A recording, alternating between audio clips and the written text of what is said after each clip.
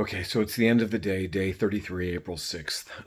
Tonight in the men's group I lead, we touched on something really powerful, which is gratitude. It's fascinating how easy it is to overlook the amazing things and the people that we have in our lives, right? Sometimes without even realizing it. So I can slip into taking things for granted. I mean, all the guys admitted to being able to do that, but our conversations tonight turned to something that we often overlook, which is our language, right? The words that we choose, because they matter deeply. And that words aren't just descriptive, they're creative. They're literally shaping our experiences and our relationships every moment. So, this decision, or I mean, this discussion reminded me of a video that I watched recently, which profoundly impacted my thinking about what I say and how the language that I use in relationships. So, in it, the speaker told the story about a woman that described her husband as a 50-year-old broken child. Now, think about that for a second. Without even knowing the guy, you can already picture him. Like, you imagine a difficult situation if you were invited to, like, have dinner with them, right? Without knowing the guy, you'd have this judgment.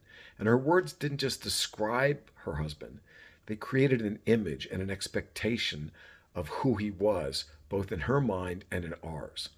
And then the speaker revealed something pretty profound. He said the actual translation, you may have heard this, of the word Abra Kadabra is as I speak, so I create. And so, what this woman described her husband like that negatively, she unknowingly reinforces that reality. We do the same things. So, imagine if you spoke differently, with intention, with positivity. I mean, what if this woman described him as extraordinary, attentive, passionate, someone who creates safety and connection? Like her experience of her husband would shift dramatically. She begins seeing and experiencing him differently, and energetically, he'd respond to her in, to her new perspective. He might become the man that she described because our expectations shape behaviors. Now, this doesn't mean that ignoring reality or tolerating unhealthy behaviors is something you should do. I mean, maybe the most loving thing might eventually be to move on if that's not the right choice. But this woman will never actually get this clarity if she remains stuck labeling him negatively, blaming him for her unhappiness. I mean, that's a victim mindset. And, none of us need to live like that.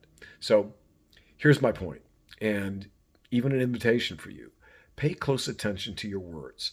Notice how you're describing the people around you and yourself because your words aren't just descriptive, they're creative. So speak wisely, speak kindly, and watch as your world transforms. I mean, this is a huge piece of the transformation that I'm working on right now during this 90-day stretch, what I say and what I create. So I hope that helps.